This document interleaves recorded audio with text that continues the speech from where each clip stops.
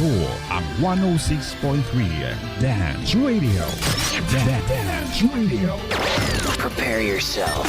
Ang silid-aralan sa radyo, hatid namin ay makabagong paraan ng pagtuturo at kaalaman. Mapaumaga, tanghali o hapon man yan, ang istasyong magbibigay impormasyon kahit saan man. For something big. Alright, here we go. 106.3 Dance Radio. Doña Aurora National High School, Santa Rita, Aurora, Isabela.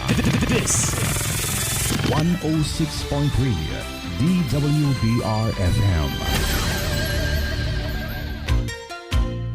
Physics, Chemistry, Earth Science, Biology, Biochemistry, Environmental Science. These are some branches of science. Science is about a whole lot more than that. And to sum it up, we believe that science is the way of helping the brain grow in finding new knowledge and help us defeat our curiosity and how the world develops and works today. Science. This is your class, and this is science. And now, here is your host for the day.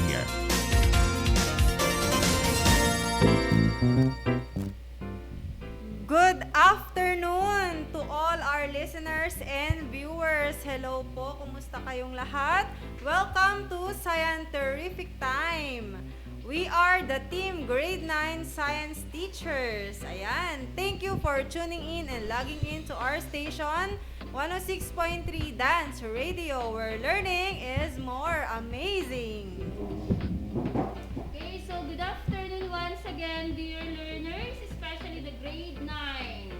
Okay, so to Sir Rodrigo V. Pasqua, our officer in charge, Ma'am Annabel A. Rodriguez, Head Teacher 3 of the Science Department, to all the head teachers and teachers, most especially to the grade 9 learners of Doña Aurora National High School. Good afternoon again. Okay, ma'am. So today's lesson, we will talk about geothermal energy. We have here with us, syempre, Ma'am Dina, Sir Ryan, Ma'am Riza, and mamaya kasama rin natin si Ma'am Donabel. Okay, to help us explain or deepen the lesson. Diba, ma'am? Yes, ma'am. Okay, so kaway-kaway naman dyan yung aming mga kasama, Sir Ryan, Ma'am Riza. Oo. So, batiin nila, ma'am, ang kanilang Yes. mga anak, mga yes, yung kanilang mga grade 9. grade 9. And good afternoon po sa mga 9 chiko natin na nakaantabay para sa ating RBI and the live discussion, Ma'am Jen and Ma'am Dina. Okay, of course, I want also to greet my grade 9 Mango. Ayan, so excited na sila ma'am sa ating topic this afternoon kasi kaninang umaga nagtatanong na sila kung ano yung kung anong oras tayo mag-live. Ayan. na-move kasi Kaya tayo, shinare ko sir, ulit no? yung ating schedule. Ayan. So, good afternoon. Yes. Ma'am, batiin ko rin ang aking mga grade 9 anonas na naka-tune in na ngayon. Yan. Oo, kanina nag-abang din sila. Actually, naki-advance physics sila kanina eh. Pero sabi ko, anak, mamayang hapon tayo, 1 p.m. So, yan. Kahit yung aking mga grade 9, Guyabano, Dalandan, and Macopa, nagsisend sila ng mga proof, ma'am, na nakinig sila ng or nakinig at nanood sila ng live discussion kanina yung sa advanced, ay sa research ba yun, ma'am? Advanced physics. Ay, advanced physics, okay? So, yung mga science, grade 9 science also, under kay Ma'am Annabel Toribio. Ang 9 Darwin, ano ba? 9, Rutherford, ba? it's Ay, not di ba Rutherford, grade 10? grade 10 na grade yun, 10 ma'am. pala.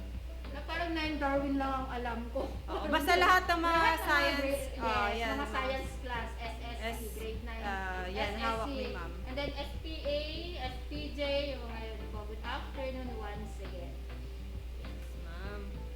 And so, ayan. So today you are going to listen to our RBI and watch live discussion. Syempre, mamaya, antabayan na yan for quarter 3, week 2. So, what to expect for today's lesson, Ma'am Dina? Okay, so we have two objectives for this lesson, for this week. So one, we have to illustrate how energy from volcanoes may be tapped for human use. So parang nakaano na din ito dun sa previous lesson natin kasi previous natin, Ma'am Jen, is about volcanoes. Yes po. Okay, then the second one, we're going to identify or give the different advantages and disadvantages of geothermal energy. So yun yung dalawa na kailangan nating i-meet for this discussion. Yes, so wag na nating patagalin, Ma'am Dina. Yes, ma'am. Okay, so here is our RBI for today.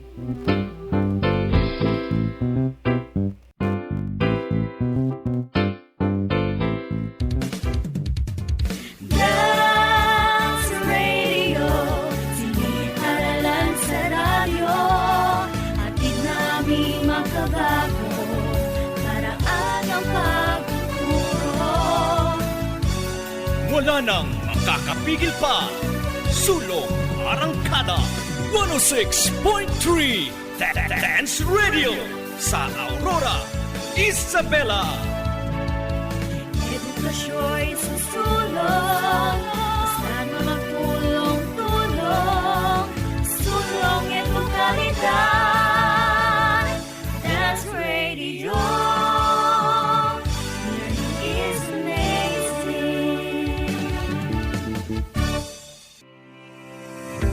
Physics, chemistry, earth science, biology, biochemistry, environmental science. These are some branches of science. Science is about a whole lot more than that. And to sum it up, we believe that science is a way of helping the brain grow in finding new knowledge and help us defeat our curiosity of how the world develops and works today. Science. This is your class, and this is Science. And now, here is your host for the day.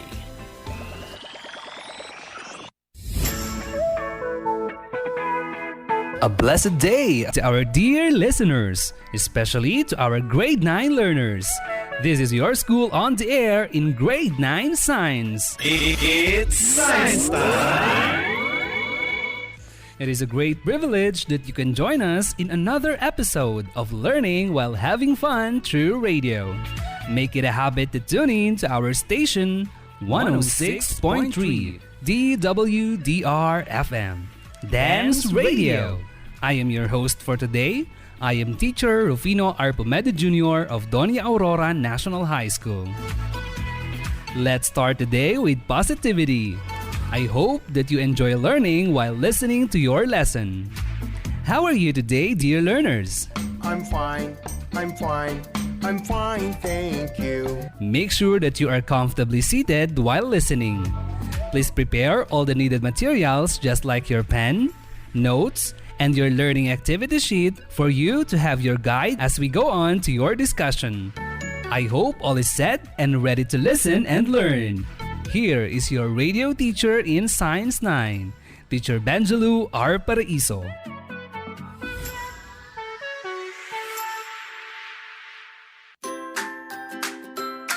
Good day, grade 9 learners. How are you? I'm fine, thank you. Welcome to the RBI session in Science 9, Learning Activity Sheet number 2 titled Geothermal Energy. Geothermal Energy. I stay with you until we finish our lesson. Are you ready? Yes, ma'am. Yes, ma'am. Before we start our lesson, let us have a review on our topic last week. Let us see if you listened to our previous topic. Anybody who can tell something about the topic we had last week? It's all about volcanoes, ma'am. Certainly, some of you can still remember the past lesson. Can you name some famous volcanoes here in our country? The majestic Mayon volcano, ma'am. What else? What is the volcano which is surrounded by water located in Batangas? Taal Volcano, ma'am. Very good, dear learners. Can you still recall one way of classifying volcanoes? Active and inactive volcanoes, ma'am. Okay, very good. From our lesson today, we have two objectives to attain. First, illustrate how energy from volcanoes may be tapped for human use. And second, identify or give the advantages and disadvantages of geothermal energy. Let's get started with our lesson for today. Are you ready, my dear learners? Yes, ma'am. Very good. Was there already someone who had been down the innermost part of the earth? None yet, ma'am. Why do you think there was nobody who had been down the innermost part of the earth? Ma'am, it's too hot down the earth and nobody can withstand the heat below. Exactly. Do you know how hot it is down the earth? On average, the temperature increases by about 25 to 30 degrees for every kilometer of depth, ma'am. Correct. So if the temperature on the Earth's surface is 37 degrees Celsius, you will add 25 or 30 degrees in every kilometer deeper. What is the possible temperature 3 kilometers below the Earth? It would be 125 degrees Celsius or over, ma'am. Why is it that temperature increases as depth increases down the Earth? Ma'am, as depth increases, pressure also increases, which results also in the increase of temperature. Very good! You have a sharp memory of what you have learned from your previous science subject. Where can we possibly use this heat from down within? Ma'am, if the heat of the sun is very useful for all mankind, I believe that the heat from within the earth could be very useful too. That is why, if you were to dig a big hole straight down into the earth, you would notice the temperature getting warmer the deeper you go. This is because the Earth's interior is a source of tremendous amount of energy in the form of heat. Very good! That is the reason why the Earth is believed to be extremely hot from within.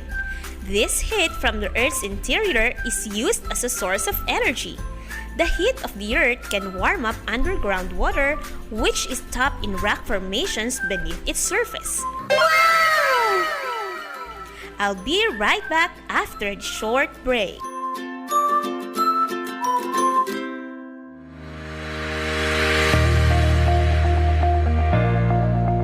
Ikaw ba ay batang magtatapos ng elementarya ngayong taong panuruan 2020-2021? O di kaya'y batang nagnanais lumipat o bumalik sa pag-aaral sa ating paaralan? Simula sa ika-26 ng Marso hanggang ika-31 ng Mayo ay magsasagawa ang Doña Aurora National High School ng pagpapatala o early registration para sa taong panuruan 2021-2022. Bisitahin ang Facebook page ng Doña Aurora National High School at i-click ang link upang makapagtala sa takdang araw. Para sa mga hindi makapag-access online, huwag mag-alala, i-aanunsyo sa ating istasyong 106.3 FM Dance Radio ang iba pang impormasyon tingkil sa ating early registration. Mag-register na, maging parte ng Amazing Dance Family. Isang impormasyon mula sa pamunuan ng Doña Aurora National High School at ng himpilang ito. It's Science Time! You are listening to Teacher Benjilu. And I'm back! Since our country is a home to more than 100 volcanoes, energy has been tapped from them. So we will be talking or discussing energy that comes from within the earth called geothermal energy. So, what is geothermal energy? Geothermal energy is the heat that comes from the interior of the earth. It is contained in the rocks and fluids beneath the Earth's crust and can be found as far down to the Earth's hot molten rock, magma, ma'am. Okay, very well said. Actually, the Philippines ranks second in the world's production of geothermal energy. Wow! Our country is considered one of the top producers of geothermal power because we are located along the Ring of Fire. Our geothermal fields supply about 12% of the nation's energy demand. Do you know how geothermal energy is generated? Geothermal energy can be generated in two ways, ma'am. It can be through any of the following: geothermal power plants and geothermal heat pumps. Okay, but they differ in the depth of heat source to produce energy. Do you know how they differ? In geothermal power plants, the heat from deep inside the earth is used to produce steam to generate electricity, compared with geothermal heat pumps, which use heat coming from the earth's surface to heat water or provide heat for buildings, ma'am. Very good! Now, based from your learning activity sheets, can you give me examples of geothermal power plants and geothermal heat pumps that we can use in our country? Examples of geothermal power plants are found in Tiwi Albay, Kidapawan, North Cotabato, Calaca in Laguna, Tungonan in Leyte, Bago City, Negros Occidental, Valencia, Negros Oriental, and Bacon, Sorsogon, ma'am. How about geothermal heat pumps? Power plants are built in areas where it is particularly hot just below the surface, such as near a group of geysers, hot spring, or volcanic activity, ma'am. Very good! How does geothermal power plant work? Let us have a short break, my dear learners. We will be right back after this short reminder to discuss how geothermal power plant works.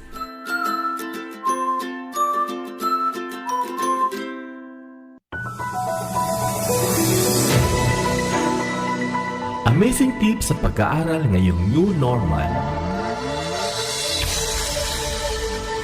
Una, matulog sa tamang oras. Siguraduhin mula 7 hanggang 8 oras ang iyong pagtulog. Sapat na iyan upang gumana ng maayos ang utak upang makapag-isip. Siguradong good day ka, kaibigan. Ikalawa, magtala o gumawa ng sariling schedule. Mahalaga ang time management, kaibigan. Itala ang mga subject na kinakailangan mong pag-aralan sa buong araw. Maglaan ng oras para sa mga ito.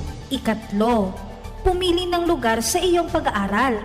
Focus. Kailangan mo yan. Kaya nararapat na komportable at tahimik na lugar ang iyong kalalagyan. Huwag ring kalilimutang ipahinga ang utak. Find time to relax upang handa ka muling mag-aral kinabukasan. At iyan ang ating amazing tips, kaibigan. Kahit new normal, tuloy pa rin ang pag-aaral.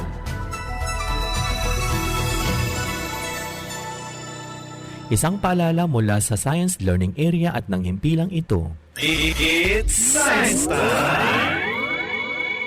You are listening to Teacher Benjulu. And I'm back! I hope you're still with me, my dear learners. Yes, ma'am.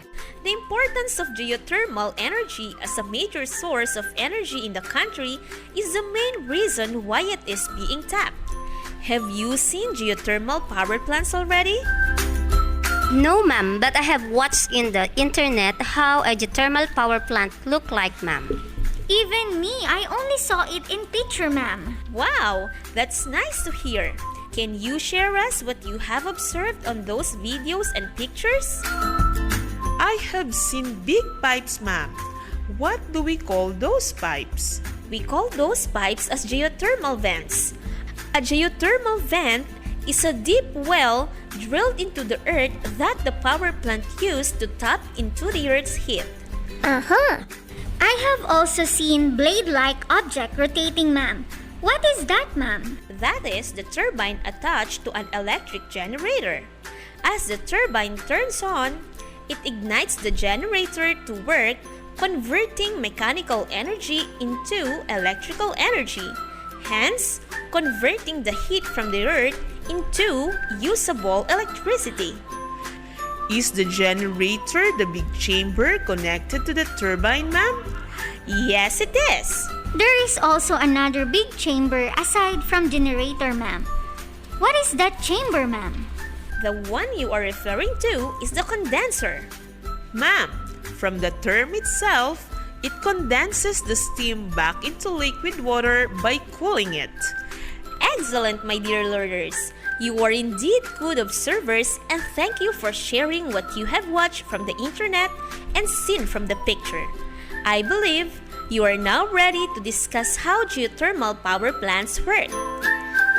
There are 5 steps involved in how electricity is generated through geothermal power plants. Can you give me the steps? First, hot water is pumped from deep underground through a well under high pressure, ma'am. Very good. How about the second step? When the water reaches the surface, the drop in pressure causes the water to turn into steams, ma'am. Yes, you're right. Water in the Earth's interior is in liquid form because of the high pressure given by the weight of the Earth's solid layer.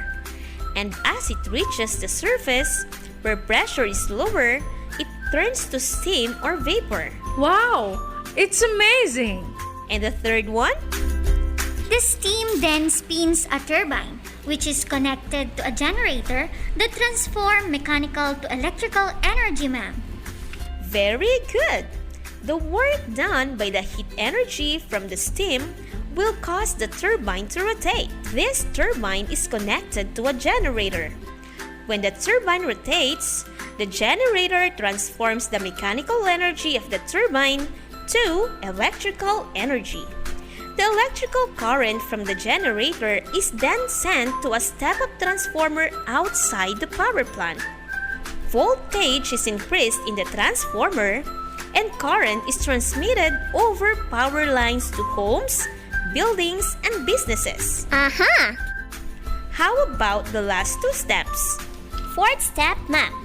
Cooling tower cools the steam which condenses it back to liquid water. The 5th step involved the cooled water is pumped back into the earth to begin the process again, ma'am. Okay, very good, dear learners. Stay tuned and I'll be back after these reminders to discuss the advantages of using geothermal energy.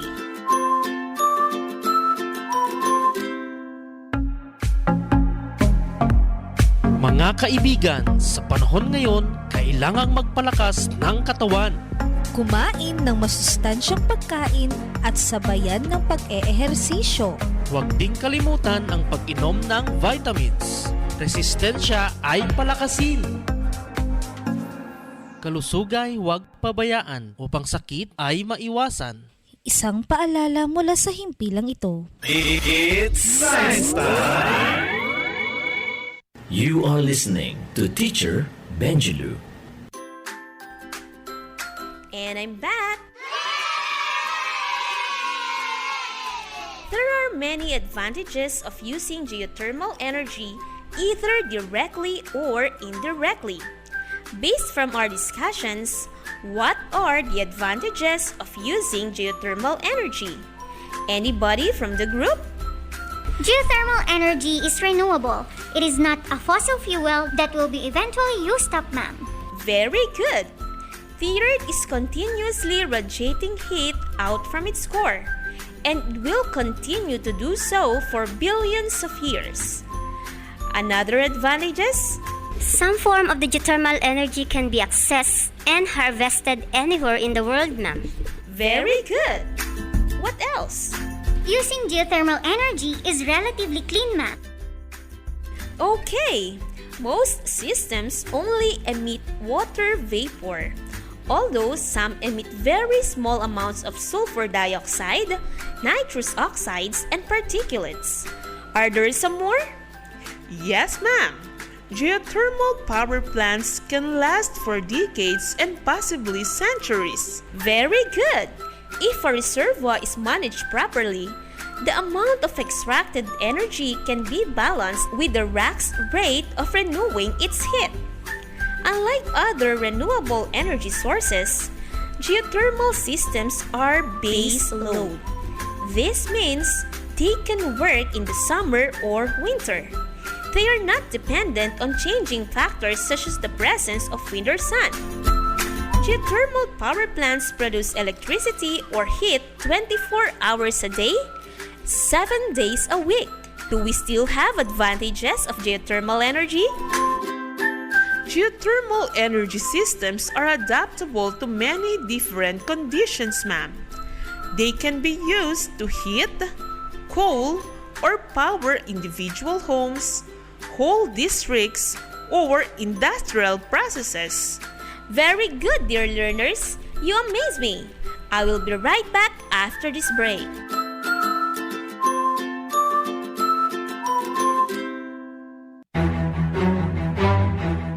What to do during earthquake? Taking the proper actions such as drop, cover, and hold on can save lives and reduce the risk of injury. Everyone, everywhere should learn and practice what to do during an earthquake, whether at home, work, school, or traveling. In most situations, you will reduce your chance of injury if you drop. Drop where you are onto your hand and knees. Cover your head and neck with one arm and hand. Hold on until the shaking stops. Drop, cover, and hold on as the best way in most situations to protect yourself during earthquake shaking. Tandaan, ligtas ang may alam. This friendly reminder is brought to you by Earthquake Country Alliance, Agham, Doña Aurora National High School, and this station.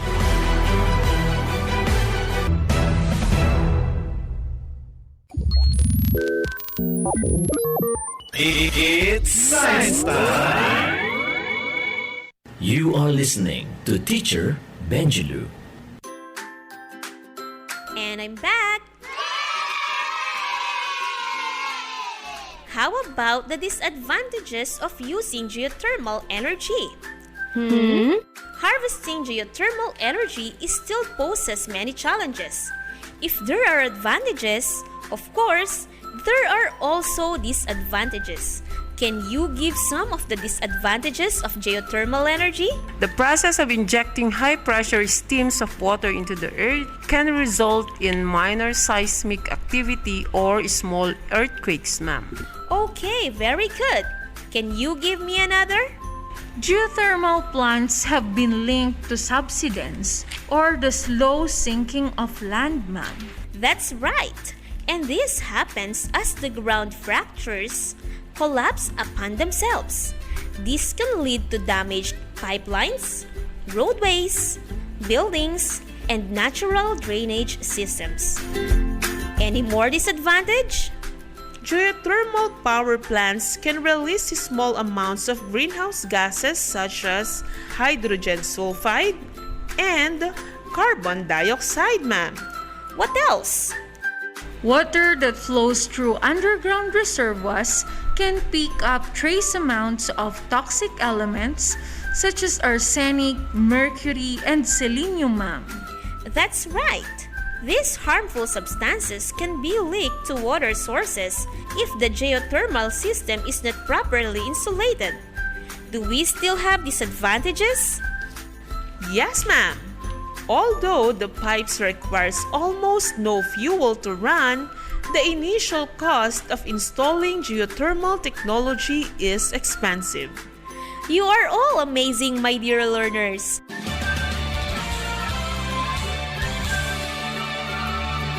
Developing countries may not have the sophisticated infrastructure or startup costs to invest in a geothermal power plant. Several facilities in the Philippines, for example, were made possible by investments from American industry and government agencies. Today, the geothermal power plants are Philippine-owned and operated. Wow! Despite the pandemic, you still manage to have time for your studies and advanced reading about our lessons. Keep it up! Are you ready to do the activity found in your learning activity sheets? Yes, ma'am. Activity 1. Cyclic mapping. Cyclic mapping.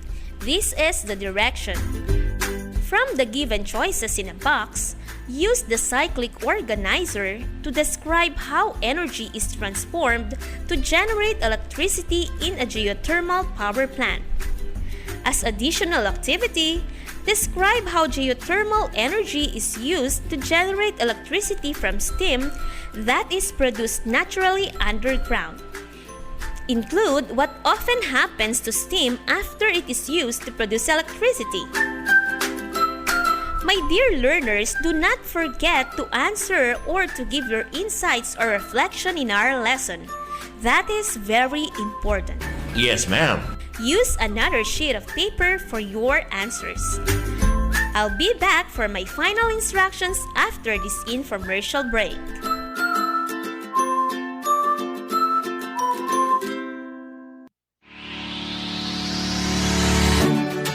Do you encounter problems in accomplishing the different activities in your modules or learning activity sheets? Worry no more, because your teachers are always ready to guide and assist you. You can send your questions or clarifications in 2 easy ways. 1. Call or text, and 2. Private message. So easy, right? Remember, at Doña Aurora National High School, we make amazing things possible. This reminder is brought to you by Doña Aurora National High School and this station. It's Science Time! You are listening to Teacher Benjilu. And I'm back! Are you still there, my dear learners? Yes, ma'am. I hope that all the activities are answered correctly and ready for submission. Be sure that you have not missed any activity in your learning activity sheets. Now we're done with the lesson. To deepen our understanding about our topic, please answer the questions inserted in your activity sheets. But before you do the task, let us have first a wrap-up of our lesson. Yes, ma'am. The heat from the Earth's interior is a source of energy called geothermal energy, ma'am. Geothermal energy is generated in 2 ways: geothermal power plants and geothermal heat pumps. In the Philippines, geothermal power plants are used to generate electricity in Tiwi Albay, Kidapawan, North Cotabato, Calaca, Laguna, Tongonan, Leyte, Bagos City, Negros Occidental, Valencia, Negros Oriental, and Bacon, Sorsogon, ma'am. There are also several advantages of using geothermal energy, ma'am. First, geothermal energy is renewable. It is not a fossil fuel that will eventually used up. Second, some form of geothermal energy can be accessed and harvested anywhere in the world. Third, using geothermal energy is relatively clean. Fourth, geothermal power plants can last for decades and possibly centuries. Fifth, geothermal energy systems are adaptable to many different conditions. Some of the advantages in using geothermal power plants, ma'am, are: first, the process of injecting high-pressure streams of water into the earth can result in minor seismic activity or small earthquakes. Second, geothermal plants have been linked to subsidence or the slow sinking of land. Third, geothermal plants can release small amounts of greenhouse gases such as hydrogen sulfide and carbon dioxide. Fourth, water that flows through underground reservoirs can pick up trace amount of toxic elements such as arsenic, mercury, and selenium. Fifth, Although the process requires almost no fuel to run, the initial cost of installing geothermal technology is expensive. Very good! You really learned a lot today. That's all for today. Thank you for listening. Goodbye!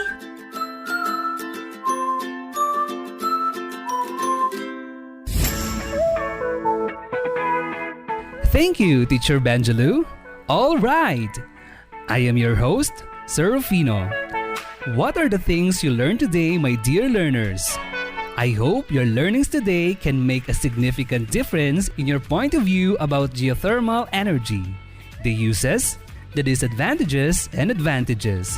Just a reminder, if you have any concern about the topic, you may text, call, or email your subject teacher. I would like to acknowledge the teachers behind this school on the air lesson. Teacher Fernandina C. Benito, the script writer. Teacher Annabel A. Rodriguez, Teacher Donabels G. Velasco, and Teacher Vicente S. Rodriguez, the editors. And Teacher Riza N. Marzan, the technical specialist. I am Teacher Rufino Arpomede Jr., the host, saying thank you very much. Stay tuned for the next subject.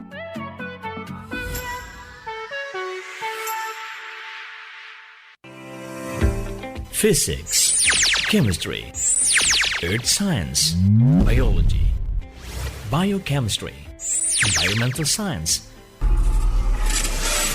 These are some branches of science. Science is about a whole lot more than that. And to sum it up, we believe that science is a way of helping the brain grow in finding new knowledge and help us defeat our curiosity of how the world develops and works today. Science, science, science. This is your class, and this is science. Dance Radio, siniparalan sa radyo, atid namin makabago, paraan ang pagtuturo. Wala nang makakapigil pa. Sulong Arangkada 106.3 Dance Radio sa Aurora, Isabela. Edukasyo'y susulong, basta na magtulong-tulong, sulong edukalidad. Dance Radio, learning is amazing.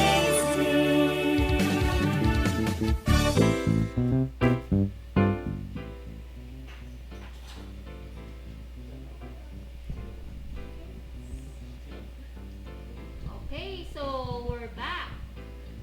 Okay, so atin na pong napakinggan ang ating RBI ngayong araw sa Scientific Time. So to deepen our understanding about geothermal energy, narito ang andito kaming mga mga grade 9 science teachers to further explain the lesson.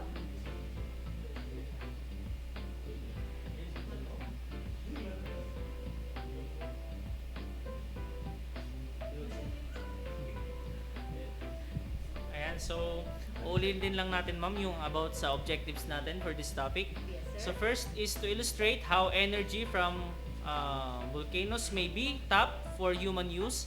Second is to identify or give the advantages and disadvantages of geothermal energy.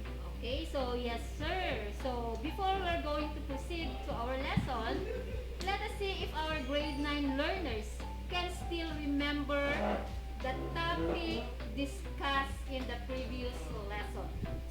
So Ma'am Jen, ano ba yung mga topics natin yung topic natin, yung pinag-usapan natin last week? Okay, yes ma'am. So last week we talked about volcanoes. Yes. Okay, so meron tayong mga questions dito. What are volcanoes? Ayan, sasagutin ba nila yan, ma'am? Yung what are yung questions natin? Kanilang answer, Ma'am Jen, sa ating chat box. Okay. So, mga anak, so we have here 3 questions. So, sagutin natin isa-isa, no? So, what are volcanoes or what is a volcano? Ano? So, key in your answer, mga anak, sa ating comment box.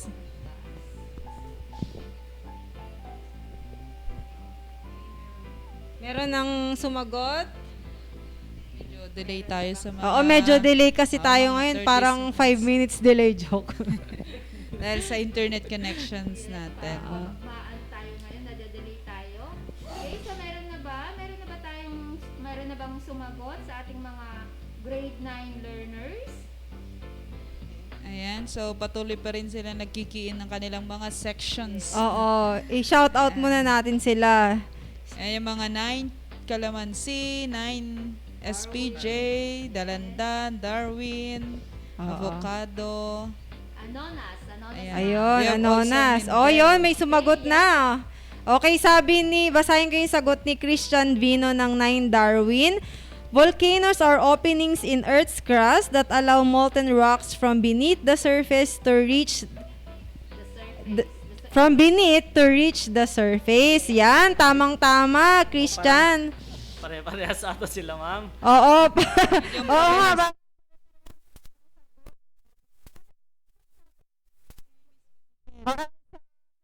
FPJ si Maria Eliza. Volcano is a mountain or hill, typically conical, having a crater or vent through which lava, rock fragments, hot vapor, and gas are being or have been erupted from the Earth's crust. Yan. Yun. May sumagot na rin doon sa second question.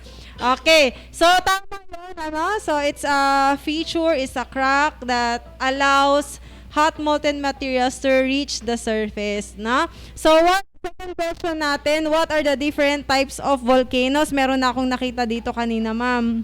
Yes, ma'am, meron na si Lorely. Orate. Anong sabi niya, ma'am? Ang sagot niya, active volcanoes and inactive volcanoes yung sagot niya, Ma'am Jen. Okay, tama. Meron din si Thea May Galabay, siya yung nabasa ko. Sabi niya, active, potentially active, and inactive. Tama naman yun. Okay, so yung mga sagot yung mga anak is according to the history of eruption. No? Yung active, inactive, and active, inactive, potentially active. Meron pang classification yung sa shape naman. Maalala nyo ba mga anak, ano yung classification na according to shape ng volcanoes natin? Meron tayong 3 shapes na nabanggit last week. Ano kaya yun? Yun munang sagutin ninyo. Ayan. Sige, yung ano muna, before tayo mag-jump dun sa number 3, what are the different types of volcanoes according to shape naman?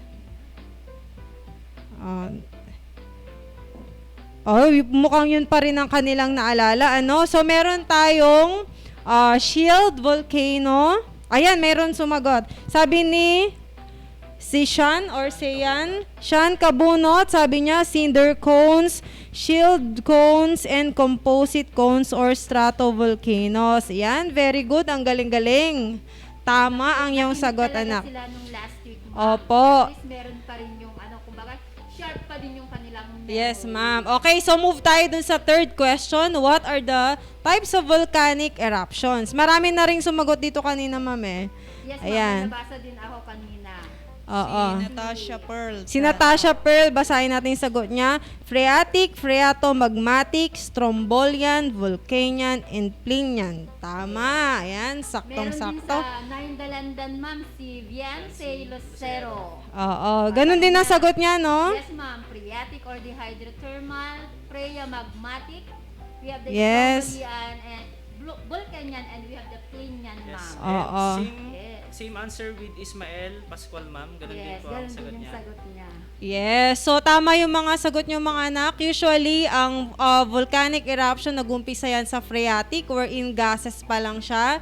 Yung lumalabas. Then, phreatomagmatic, meron na rin siyang may gases, ashes, and magma na rin yun. And then strombolian, yung parang may fountain of lava fountain. Then doon na sa eruptive style ay meron na tayong volcanic and plinian. Ayan. So yun yung mga Meron din yung magmatic. phreatomagmatic. Phreatomagmatic. Yes, ma'am, dun yung Taal volcano. Oo, ngayon, Yes, phreatomagmatic siya. meron din na phreatomagmatic. Phreatomagmatic, oo. Long ano siya, matagal siyang nagaganap kasi merong, ibig sabihin doon, meron siyang supply ng magma sa ilalim. Kaya siya bumubulwak ng naglalabas siya ng gases, pati na rin ng mga ash, no? Pero hindi siya ganun ka-eruptive katulad ng sa plinian at volcanic. Oo. Ngayon, binabantayan nila, ma'am, yung Taal kasi yung kanyang eruption ngayon is phreatomagmatic. Actually, since 2020, ganun na yung eruption niya. Oo. Yes. So, pwede na tayo, ma'am. Ang galing-galing ng mga estudyante natin, no? Thank you, mga anak, sa inyong pagsagot. Okay. So, talagang nakikinig talaga naman sila talaga, Ma'am Jen. Yes. Okay, so bago tayo magpatuloy, may mga konting reminders lang po tayo. On safety, health protocols. So since, di ba mga anak, meron akong ginawang groupings sa inyo, na bali ang magiging groupings natin mga anak is per barangay na lang. Para hindi na kayo pupunta sa iba't ibang mga barangay. Kaya ang ginawa natin is per barangay na lang. So, syempre, kailangan pa din natin. So, andito pa rin tayo sa natin ngayon na COVID. So, kailangan pa rin yung maging maingat. Social distancing. So, alam ko na yung mga iba, na sila talagang nagsama-sama na yung mga magkakagrupo. So, mga anak, yung ating social distancing, always wear mask, of course. Then, after na makagawa kayo or matapos niyo yung gawain ninyo, do not forget to wash your hands. Yes, and syempre ma'am, yung mga hand sanitizers Yes, nila. hand sanitizer. Dapat lagi lang silang may baon na alcohol. Yes, ma'am. Sir, para from time to time, nag-alcohol sila para ma-prevent natin or kung hindi man ma-prevent, at least mabawasan yung ng virus na yon. Okay, so yun po mga anak ha, huwag kakalimutan. Social distancing, napaka-importante yon, at yung pagsusuot ng face mask. Okay, so yun kanina nabanggit ko din yung sa groupings natin So meron na akong binigay beforehand na inyong gagawin. So kung meron nang makakapagpas dito sa during our discussion siguro na may makapagpas ng kanilang outputs, okay lang yan, maganda. Or pwede rin na dun sa retrieval natin, during our retrieval ng mga outputs, pwedeng isama nyo na lang yung mga outputs ninyo doon sa mga isasubmit ninyo sa amin. Okay, mga anak? Okay, so yun lang po. Okay, so let us proceed now with our lesson. So since volcanoes ang pinag-uusapan natin last week, let us connect our lesson last week sa lesson natin ngayon. So parang di ba, geothermal energy. Okay, so the heat of the earth used to produce geothermal energy stems from impressive and spectacular natural phenomena that are intrinsic to our planet.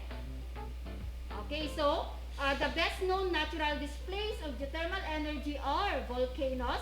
We have the fumaroles, we have the boric acid fumaroles, and we have the geysers. But of course, volcanoes, they are the most famous natural display of geothermal energy on the planet. So extremely complex geological structures, they have been generated within the Earth's crust. Within the Earth's crust since the beginning of time by the rising following eruptive activity of molten rock mass, magma formed below or inside the Earth's crust. The temperature of magma outflow is usually between 650 to 1,200 degrees Celsius. So, about 91% of the Earth's volcanoes are underwater. Noon, hindi ako naniniwala dyan sa underwater volcano. Parang, paano kaya napaka-ironic diba? siya. Yes. So, while there are about 1,500 that are active on land, so the land around volcanoes has great geothermal potential, which can be used to produce renewable energy. Ayun yan. So, yun yung nasabi mo kanina, ma'am, na volcanoes are the most famous natural display. So, kung titignan natin, this afternoon pala, matutuklasan pa natin yung mga hidden, magagandang tawag dito, hidden from volcanoes. Ano pa yung mga benefits natin from volcanoes? Yes, hindi lang yung mga disasters. Yes, ma'am. So, may mga benefits pa rin. May mga benefits din tayo sa mga volcanoes. At saka alam niyo ba mga kasama na ang Pilipinas, tayo ang the world's second largest producer of geothermal energy for power generation. So, di ba? Kasi, sorry. Di ba talagang yung location din kasi ng Pilipinas is nasa Pacific Rim of Fire. And so hindi natin maikalala, ma'am, na marami din tayong volcano, and then spot kung saan pwede tayong makagain ng or we can use geothermal energy. Yes, Sir Ryan. So yung sabi mo nga kanina, hindi lang yung mga masasamang epekto ang meron sa volcano, pero meron din benefits. Yes. So, bale, dalawa nga, ma'am, aesthetic for natural yung display, and yung benefits, which is yung geothermal energy na i-discuss natin this afternoon. Ayan? Yes, sir. Okay, so yun po, volcano. So, nakarelate na tayo, volcano, tas geothermal energy. Okay, pero Sir Ryan, nasubukan mo na bang nag-swimming sa mga hot spring, yung may mainit na mga pool? Actually, soon, ma'am. Ay, soon. Hindi ko pa next. Yes. Pero, syempre gusto kong ma-experience yan, ma'am. Yes, kasi sabi nila nakaka-relax daw kasi pag nag-swimming ka sa mga hot spring. Lalo na ngayon at marami tayong ginagawa na pampangtanggal ng stress. So, hopefully, yan. So, si Ma'am Jen and Ma'am Riza, I think, siguro yes, na Ma'am baka... Riza, parang nadinig ko, parang may experience na siya eh. Naka-schedule na. Actually, naranasan ko na, Ma'am Dina, back mga 10 years. At gusto ko maranasan ulit. Ayan. Yes, parehas tayo, Ma'am Riza. Kasi alam niyo, siguro mga estudyante natin nakikinig sila or nanonood sila ng cardo. Kasi yung isang place doon na pinagsushootingan nila, yung sa mga may falls, actually dun sa amin yon kasi actually from Ilocos Sur ako, Santa Maria, dun sa place talaga namin, parang walking distance sa barangay lang namin. Then doon kasi sa taas ng falls na yon, maraming mga maliliit na mga pool, mga talagang hot spring. Talagang may so na-experience ko din yung mga yun nung high school ako. So yun nga yung sabi ko, nakaka-refresh, nakaka-recharge talaga pag naligo ka. Di ba kahit nga ngayon kung pagpapainit tayo ng tubig, yes, ma'am, lalo pag pagod na pagod tayo na mag-shower ka ng medyo maligam-gam, mainit-init na tubig nakaka-refresh talaga. Parang nababanat yung mga yung pag-flow din ng dugo, nakakatulong din kasi yun. Yes, ma'am. Yes, sir. Okay. Then, balita ko parang marami din kasi dito, hindi lang dito sa atin sa somewhere in Laguna, marami daw mga... Yes, ma'am, dyan sa Laguna, lalo na dyan sa Pansol. Oo, may mga resort dyan, lahat ng pool nila ay maligamgam. Oo, doon talaga. Pero syempre, parang wala ka nang makikita, yun talaga yung sana, yung bukal sana talaga, no? Tapos doon ka magbababad. Develop na diba? Oo, develop na kasi yun. Oo, in-improve na nila. Pang nila, tourist na talagang attract ng pang-attract, mga turista. Yes, oo. So, nagiging tourist attraction na rin siya, ma'am? Hindi lang siya basta resort. Ayan, so... So, yun. Sana makarating din tayo, di ba? Yes, ma'am. After ng heavy work, ng natin ngayon, sana makapunta din tayo para... Mabawas-bawasan yes, mabawas-bawasan naman yung... Or makapag-relax. Makapag-relax. Hindi yung mabawas-bawasan. Makapag-relax tayo, di ba? Sir Ryan, yes, Ma'am Jen, and Ma'am Riza. Okay. So... Yan, Ma'am Jen, ano nga ba ang tinatawag na geothermal energy? Yes, Ma'am Jen. Ayan, so napag-usapan na nga natin yung mga hot springs na yan. Okay, saan ba nanggagaling yung init na lumalabas or yung mainit na tubig doon na lumalabas sa mga hot springs? So, before we talk about that, let's define first what is geothermal energy. So, ang buong pag-uusapan natin dito, mga learners, ay ang geothermal energy. So, what is it? Geothermal energy is the energy that comes from the ground, or it is power extracted from heat stored in the earth. So, from the word geo means earth, and then yung thermal means heat. Ayan, Greek word yan, geo. Tapos yung thermos is, ang ano nila doon, translation nila doon is hot or heat. Okay, so, ayan, ang ating earth ay meron siyang natural na heat inside is because of the first dun sa pressure, dun sa pagkakompact ng ating earth, and also dun sa mga radioactive decay na nasa inner and nasa core na mismo ng earth. Okay. So, saan nanggagaling, no? Where is geothermal energy found?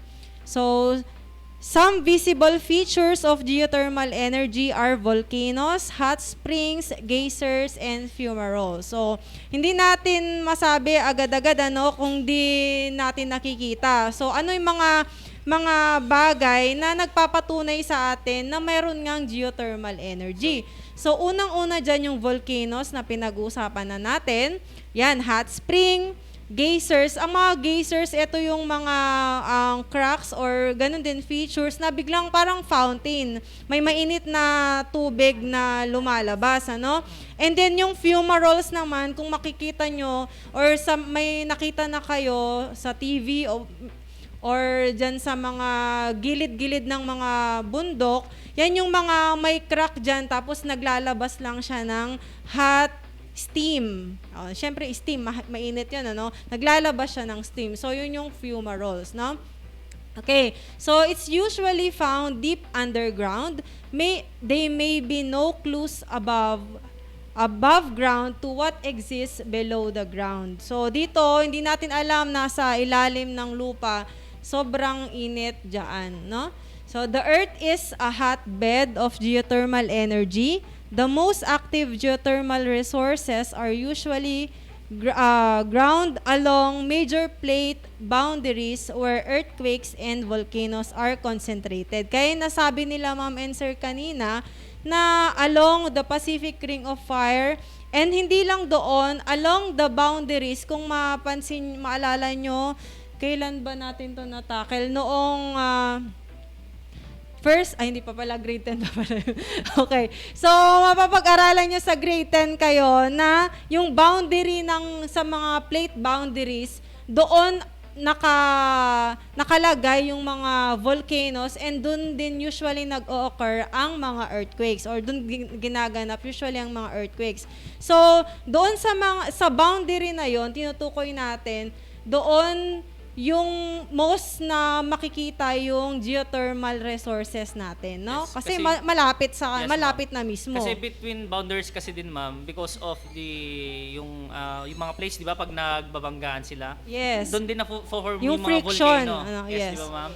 Doon din na-form yung mga volcano. And then eventually, ito na, magkakaroon din ng mga hot springs, geysers, and yung mga fumaroles. So, ibig sabihin, magpipinsan, pwede silang makita. Magkakamag-anak sila. Pwede natin silang makita in one location, but hindi naman sila, as in yung one place, makikita natin sila lahat.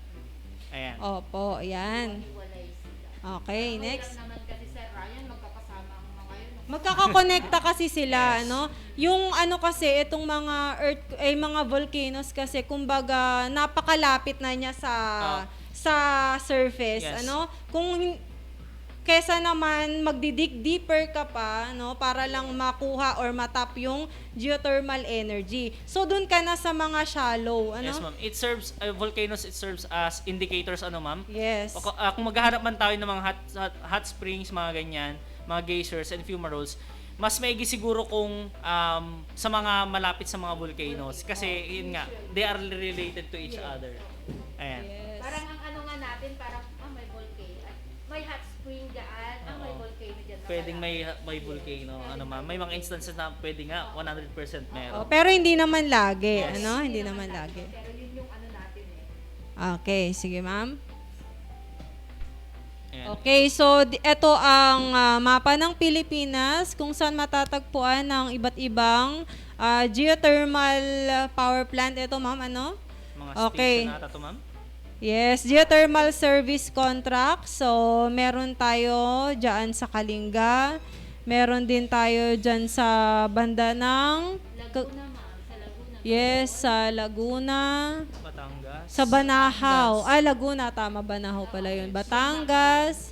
Sa Visayas, meron din tayo sa Biliran. Sorsogon. Yan, ma'am. Albay. Meron din tayo sa TV Albay. Leyte. Yan. And Southern Leyte. Compostela Valley. And sa Mindanao, ma'am, meron din, ano? Dito sa, Compostela. Compostela Valley nga. Meron nga din dito sa Cagayan. Oo, ma'am. Sa Cagayan. Meron dito sa Cagayan. Hindi ko lang na ano kasi pero meron. Meron dito sa Cagayan. Okay, so dito sa north, ang nandito sa ating mapa ay sa Kalinga, ano? Yes, Kalinga. Yun yung pinakamalapit na station. Yes. Pwede nating tawag dito kung saan nag-exist yung geothermal power plant or station. Ayan. So, it only proves na ang Pilipinas ay talagang hinaharness natin, tinatap natin yung geothermal energy for our electric generation na kasi ito, ano? So, isang malaking tulong ito na mabawasan natin ang ating coal, yung coal import natin, yan. Ginagamit natin yan. It's an energy resource. Yan. So, dito sa geothermal power plant in Valencia, Negros Oriental, yan yung itsura nung kanilang power plant dyan. Nasa, nasa gitna ng mga bundok. Yes, ma'am. Ayan. Sige, next, sir. Another is the VMR Nursery in Kidapawan City, geothermal power plant that help EDC's forest restoration efforts. Yun. So kung mapapansin nyo dyan, may mga steam na nire-release yung kanilang power plant. Ginamit yan, ginamit yung steam na yan para mag-generate ng electricity. Ma-explain sa inyo mamaya nila, ma'am and sir, yan. Okay, next po. We also have Macban Geothermal Power Plant. Ayan. So makikita nyo, pare-pareho sila, may nire-release na steam. Same pagka-construct ng mga power plant is same lang Oo, mayroon kasing stations yung mga yan. Okay. Okay, so yan, ma'am. Yung dito, konting video siguro. Pwede pa bang ma-play pa kaya natin yan, sir? How geothermal Asan ba yung energy. Asan yung video? Ay, doon. Ito, ma'am. I-click mo lang yun, sir. Okay. Hindi siya Okay, pero pwede natin isan tumamaya ma'am sa mga GC natin. Para kahit paulit-ulit na panoorin ng mga learners natin, nasa sa kanila. Nasa kanila. Yes, sir. Oo, maganda din yun, sir. Okay, so ito, how geothermal works. Yes, sir. How geothermal. Maganda sana kung muna i-play natin yon. So, there are 5 steps kung paano, how geothermal works. So, number 1, we have hot water. Okay, so hot water is pumped from deep underground to a well under high pressure. Then, the second one, when water reaches the surface, the pressure is dropped, which causes the water to turn into steam. Ayan, so number 3, ma'am. The steam then spins a turbine which is connected to a generator that produces electricity. So, yan na yung Diyan na siya nakakapag-generate ng electricity. And 4, the steam cools off in a cooling tower and condenses back to water. Ayan. So, di ba ma'am, kasi pag yung water nag-evaporate, magpo-produce ng steam, and then pag nag-condense, magiging water ulit. Okay, then the last one, the cold water is pumped back into the earth to begin the process Again. So, ulit-ulit. Ulit-ulit lang. It is a cycle. Yan yung kung paano nagtatrabaho or how a geothermal works. Okay, next, sir. Okay, so ito yung tanong, Ma'am Jen. Why is geothermal energy considered a renewable resource? Yes, ma'am. So, medyo nabanggit na natin yan kanina, no? Generally speaking, in order for an energy source to be considered renewable, there are 3 points of criterion that should be met. Okay, tignan nga natin kung pasok ba dito si geothermal energy. Okay, is the source of energy naturally powered by nature? Wala ba, hindi ba siya pinroduce ng mga tao? Okay, so hindi so it's So, nag-occur siya naturally. yes, naturally. Like Siya kasi nga sabi natin kanina na ang earth ay naturally hot inside, no? Then second question, will the source of energy eventually be depleted? Sa tingin ba natin maubusan ba ng heat sa ilalim ng lupa? So, hindi, ma'am. Okay, hindi din. Kasi continuous yan, yung mga radioactive decay natin sa core. Okay? Third question, after extracted and used, does the energy source replenish? So, Mare-replenish pa ba siya? Okay. So, Ano? Hindi, ma'am, di ba? Okay. So, pwede natin siyang gamitin ulit. Kasi same process lang din naman yung sa may unlike yung ibang resources natin na ma'am, nauubos or nawawala. Oo, dito kasi sir, once na nagamit mo yung heat ng earth, okay, eventually magkakaroon ulit 'yan ng supply, ano? Yes. Hindi siya nauubusan. Okay, kasi nga continuous nga yung ating source, ano po?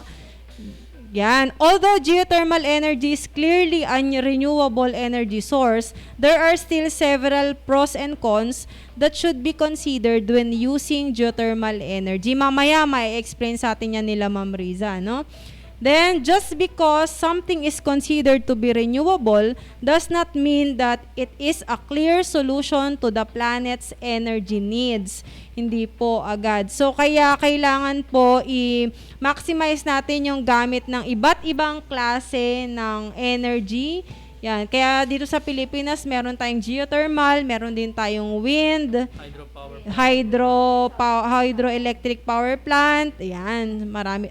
Then, gumagamit din tayo ng mga fuels, fossil fuels.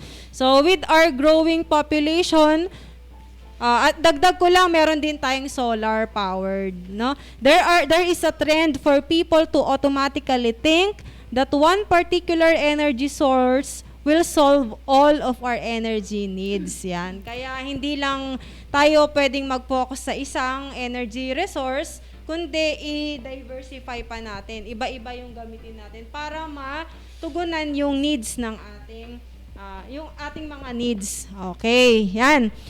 Then, ma'am, what is geothermal energy considered renewable energy? Kanina, renewable resource, yung pinagkukuhanan, ano?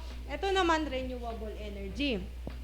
Sabi dyan, geothermal energy is a renewable energy. So, the Earth has been emitting heat for about 4.5 million years and will continue to emit heat for billions of years in the future because of the ongoing radioactive decay in the Earth's core. Yan nga yung binabanggit natin kanina. Okay, patuloy lang po yan.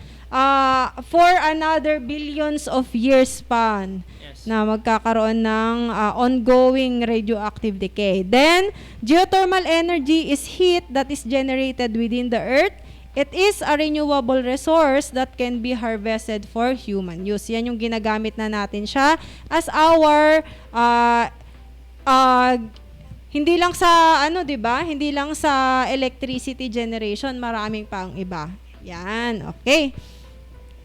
So, ma'am, sir. Ayan, ito rin connected din dun sa kanina, no? Can geothermal energy run out? Siyempre, 100% renewable po ang geothermal energy. Earth's core is always going to be heated. As long as there is a way to extract the energy from the heat, the energy will always be available. Okay. Okay. So this time, ma'am, paano ba natin nakukuha yung geothermal energy na yan? So we have 3 ways, ma'am? Yes, sir. So these 3 ways is, it depends kasi, pag ang mga source kasi or mga spot na may mga pwede nating pagkuhanan ng geothermal energy ay iba-iba kasi ano ma'am? Yes, sir. Depende kasi on the state of the liquid, sir. Yes, pwede kasing puro steam na agad yung lumalabas sa isang crack or doon sa isang spot or pwede ring yung fluid, ano ma'am. So we have here 3 ways to get geothermal energy. First is the dry steam. So ano nga ba yung dry steam? So okay, let's define first. So the oldest geothermal technology takes steam out of fractures in the ground and uses it to directly drive a turbine. Okay. So dito sa geothermal energy, kung paano siya nakukuha, gumagamit din tayo ng technology, ano ma'am. So hindi siya as in isang butas diyan na may lalabas na steam. So kailangan din natin ng some sort of technology like turbine and generator. So pagsasamahin natin 'yan, syempre para makapag-generate tayo ng electricity. Ayan. So paano nga ba na gumagana ang isang dry steam power plant? So kung makikita natin sa picture or sa yung moving picture natin ay yung red diyan is yung ano ma'am, steam directly come from underground. So hot steam from underground is piped directly into turbines which powers the generator. So ayan, makikita naman natin na dadaan yung steam papunta dun sa may turbine ano ma'am, directly. And then syempre ang mangyayari, tendency is iikot yung turbine. And yun naman generator natin, i-convert niya na yung mechanical energy into electrical energy. Ano ma'am? So, yan siya. Parang ano siya sir from the underground reservoir directly into the turbine. Ayan. From the geothermal reservoir. So, ano lang tayo ma'am, magbigay lang tayo ng trivia. So, paano nga ba nabuo or kailan nabuo ang geothermal power plant? So, ito ay noong 1904 by Prince Piero Ginori Conti yan. Siya yung nag-invento ng first geothermal power plant at sa Italy naman to ma'am. So ibig sabihin, in-adapt lang natin dito sa Philippines. Kasi nga meron din tayong pwedeng source ng mga geothermal energy. Ayan. Actually, Sir Ryan, yung dry steam, siya yung pinaka-first type of geothermal power. Kasi as we can see naman, napakasimple lang nung concept niya, ano ma'am. So direct na siya. Steam, direct na siya dun sa turbine. Pinapaikot na yun. Hanggang sa makapag-generate na So, siya. paano nga ba umiikot yung yung turbine? So, kaya umiikot yung turbine dyan, makikita nyo may pressure dyan, and then syempre, parang tawag dito ma'am. So, yung pressure na yon directly na parang syempre pinapaikot na, tumatama siya sa turbine, yan, kaya siya umiikot. Ayan. Parang ang ano nga din yan, sir, parang yung yung sa magat, yung hydro. Yes, parang same concept lang din, ma'am. Kasi sa Magat Dam naman, ma'am, is yung tubig mismo yung tumatama sa mga turbine, and then napapaikot niya ngayon yung generator na kino-convert niya na into electrical Yan energy. kasi sa dry steam talaga yung Yes. Kaya nga sabi namin mga learners, ang isang spot kasi pwedeng ang lumabas diyan is steam or yung iba is fluid na mainit. Ano ma'am? Yes, sir. So nakadepende rin doon sa mga yon yung nakadepende rin doon kung ano yung gagamitin natin na type of geothermal energy. Yan. So next ma'am. Yes, sir. Yung sa next one, we have the flash steam power plant. So paano naman ito? So the flash steam plants are the most common type of geothermal power generation plants in operation today. So parang yan yung pinaka ngayon. Pero huwag natin kakalimutan na yung dry steam, yun yung pinakauna ha. Yes. Mga pinakauna yon. Okay, so fluid at temperatures greater than 360 degrees Fahrenheit or 182 degrees Celsius is pumped under high pressure. Tignan niyo yung yung animation natin din sa PowerPoint natin. Okay, pumped under high pressure into a tank at the surface held at a much lower pressure, causing some of the fluid to rapidly vaporize or flash. Then, the vapor then drives a turbine to or the turbine. Hindi kagaya ng binary kanina, sir, di ba? Yung Yes. steam, direkta siya. Yes, Ito ma'am. naman, parang mag-ano na muna siya sa tank. Yes, ma'am. Kasi doon sa tank na yun, ma'am, is Doon syempre naman yung fluid is mainit Yes. din. So nagkakaroon ng high pressure. And then within that pressure at saka yung temperature, ma'am, magbe-vaporize ngayon yung fluid na yan. Yes, sir. Yun yung flash para yun na yung nagda-drive sa turbine para umikot. Ayan. Okay, So baka sabihin nila, ma'am, paano nga ba, saan nga ba galing yung mga fluid na yan? Kasi di ba, ma'am, sa underground kasi, may mga tinatawag tayong aquifer. Ito yung mga imbakan ng tubig sa ilalim ng lupa. So, nagkataon lang na itong mga aquifer na to or mga imbakan ng tubig sa underground ay malapit siya sa mga, ayun ma'am, sa mga, for example, sa mga volcanoes.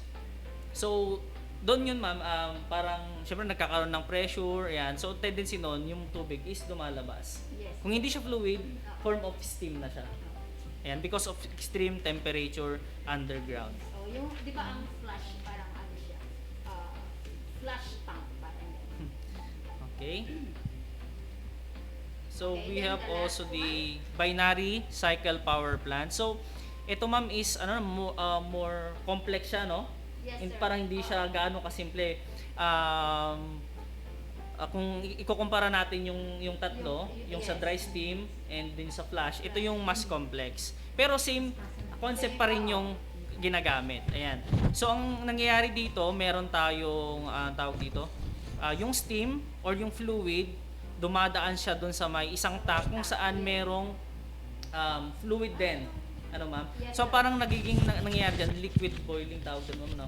Kasi yung naitatransfer by conduction din, ayan, natatransfer yung heat dun sa may fluid na nasa isang tank, and then eventually, dun yun na yung magbe-vaporize. Talagang hindi siya talaga direkta na ano, kumbaga may dadaanan pa siya, two tanks, parang gano'n. Yes, bago ma'am. siya makapag-generate or bago niya maano yung turbine doon na paiikutin. Yes, ma'am.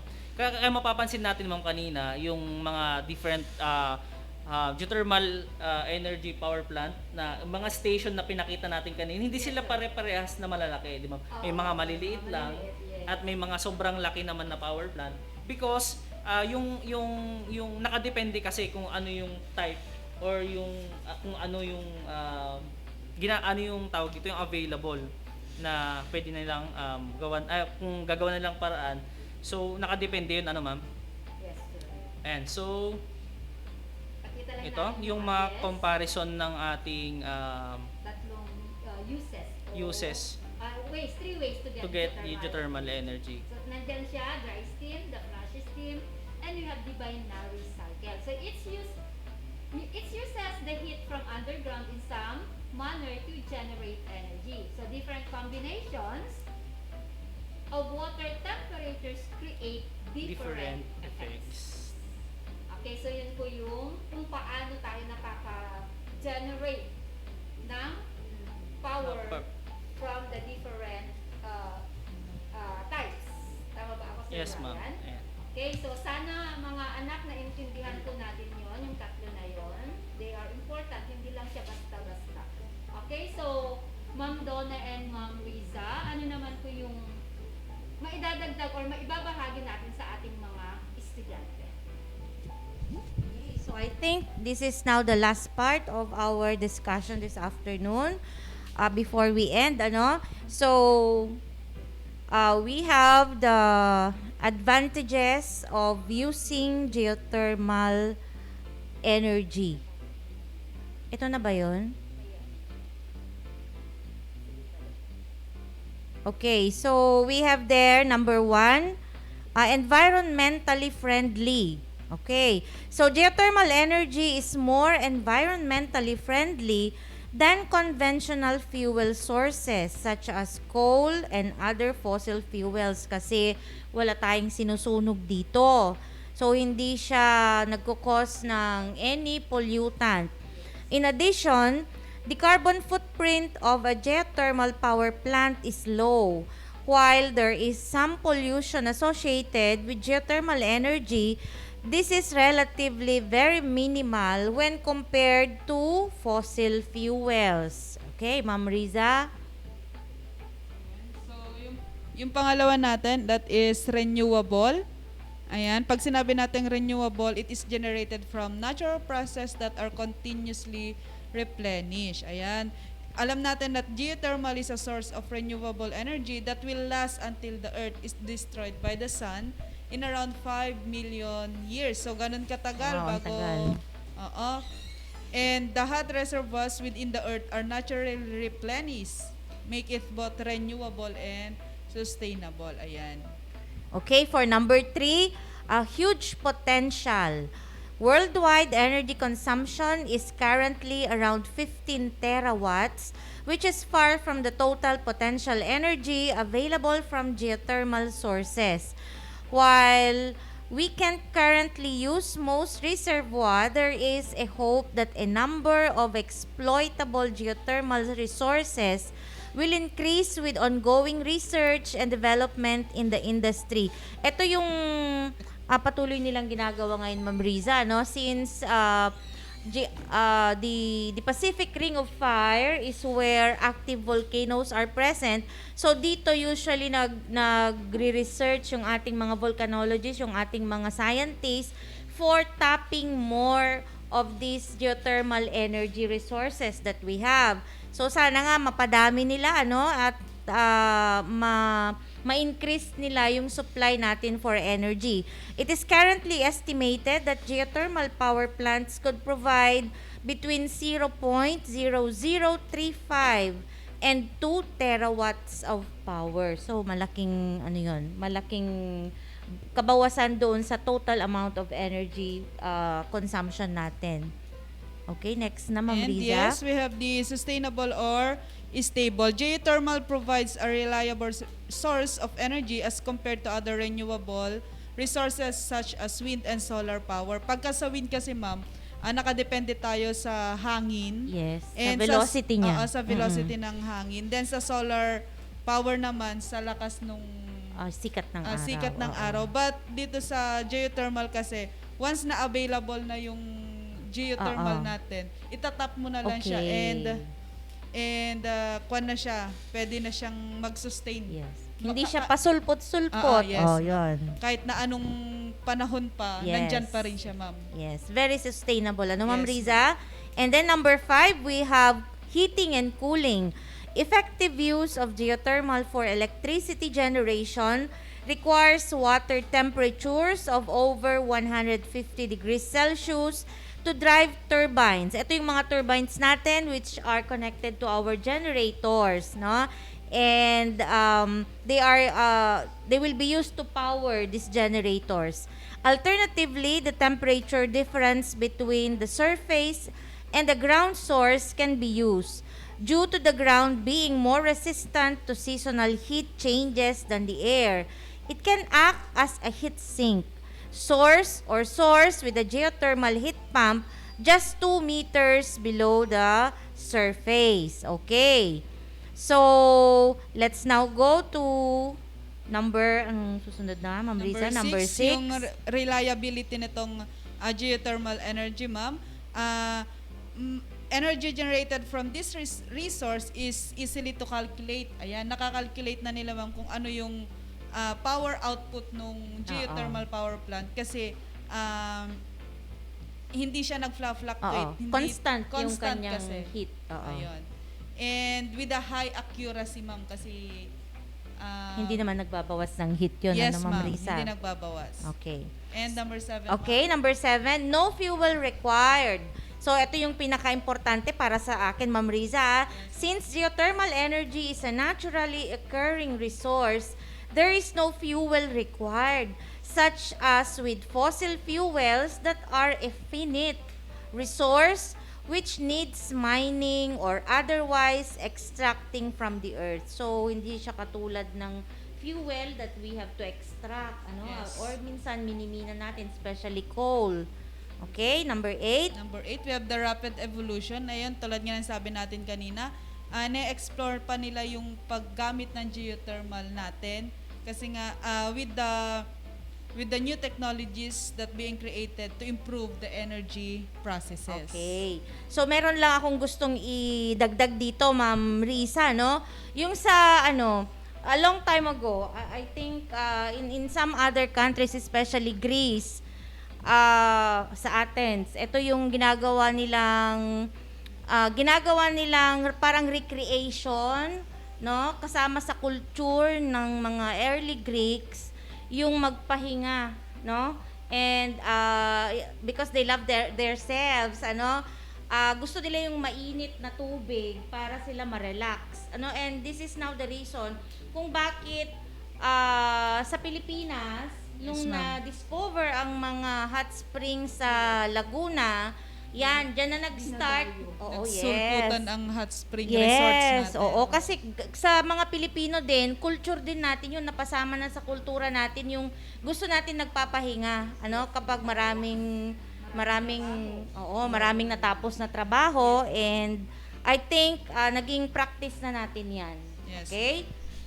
Yung i-pamper din ang sarili. Okay, pero meron siyang maraming disadvantage, Ma'am Risa. Yes, ma'am. So, hindi lang advantages. Ayan. We have 5 different disadvantages of geothermal energy. Ito, number 1 dito, ma'am, yung location restricted. Ayan. Okay. The largest single disadvantage of geothermal is that the location is specific. Oo, namimili siya. Namimili siya. Hindi kasi lahat, ma'am, may reserva ng internal heat. Yes, internal Yes. heat. Ayan. Kasi nga, because of the presence and absence of volcanoes. Yes. Okay. So, can we now go to number 2? Yes, ma'am. Environmental side effects. So, although geothermal energy does not typically release greenhouse gases, there are many of these gases stored under the Earth's surface which are released into the atmosphere during digging. Yan. While these gases are also released into the atmosphere naturally, the rate increases near geothermal plants. However, these gas emissions are still far lower than those associated with fossil fuels. May mga konting traces of these gases which are not healthy to our health, pero konti lang siya. Yes, ma'am. Okay? Next And we have number 3, ito na yung earthquakes. Yan, geothermal energy also runs the risk of triggered earthquakes. This is due to the alteration of Earth's structure as a result of digging. Kasi sa pagdidig nila ng mga lupa, doon nag-trigger yung mga earthquakes natin. Nadi-disturb kasi. Yes, ma'am. Okay, and then we have number 4. Ito na siguro yung high cost. Geothermal energy is an expensive resource to tap with price tags ranging from around $2 to $7 million for a plant with 1 megawatt capacity. Imagine that, ang mahal. However, where the upfront costs are high, the outlay can be reoccupied as part of a long-term investment. So, medyo mahal ang production ng isang 1 megawatt, but that will be an investment for several years na. Hindi siya kada taon na gagastusan mo. Parang one-time investment. Yes.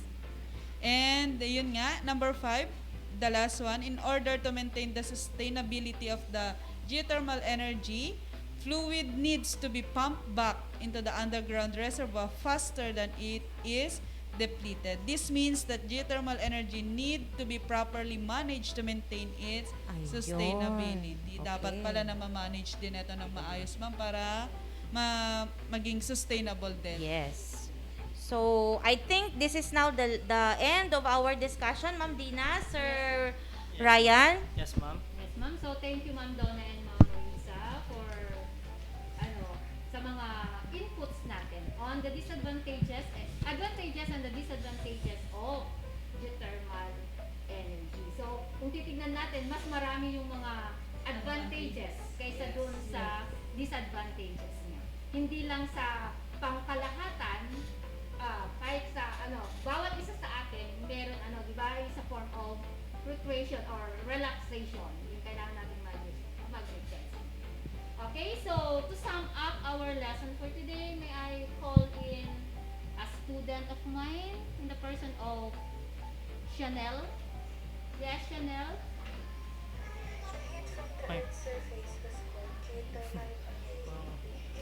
Thermal energy is generated in two ways, and that is geothermal heat pumps and geothermal power plants. Geothermal power plants are used to generate electricity in different places here in the Philippines.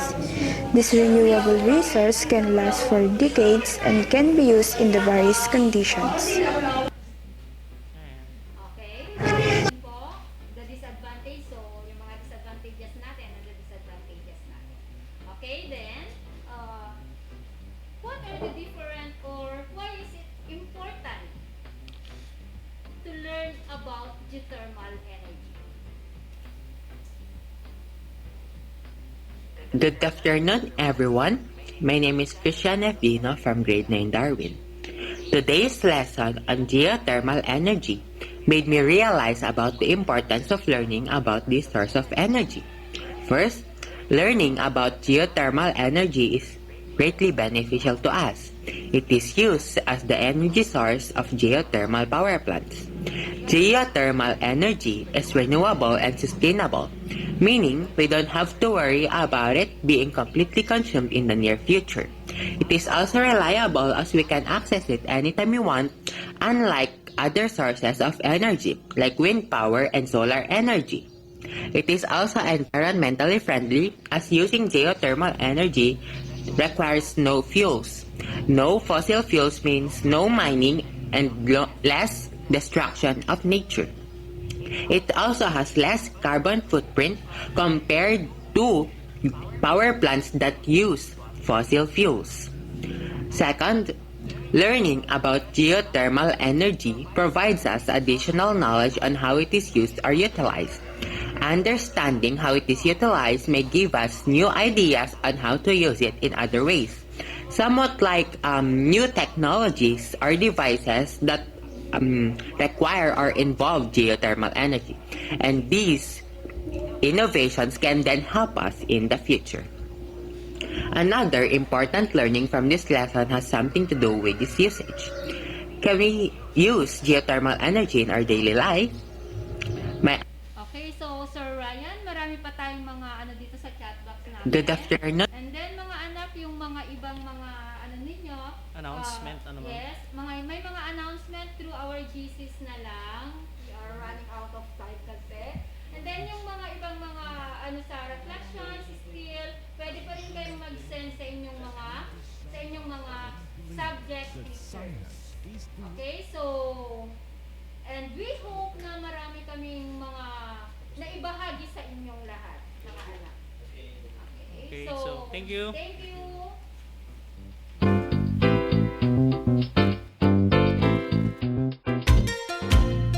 Physics, chemistry, earth science, biology, biochemistry, environmental science. These are some branches of science. Science is about a whole lot more than that.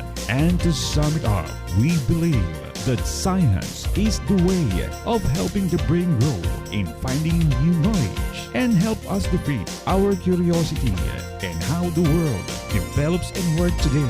Science. This is your class, and this is science.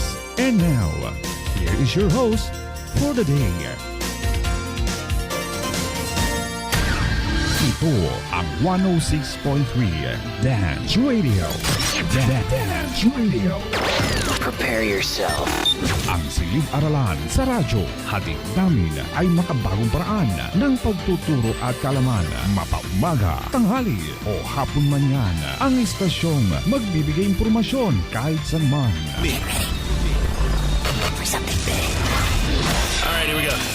106.3 Dance Radio. Doña Aurora National High School, Santa Rita, Aurora, Isabela. This 106.3 DWDR FM.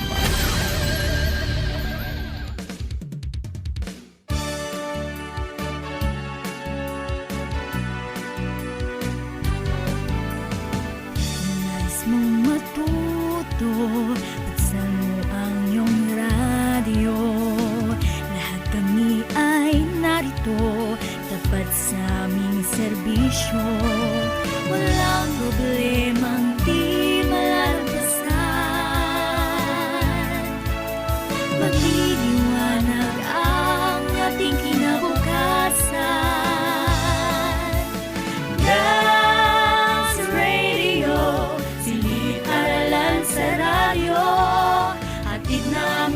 makabagong paraan ng pagtuturo. Kahit saan at kahit kailan, hindi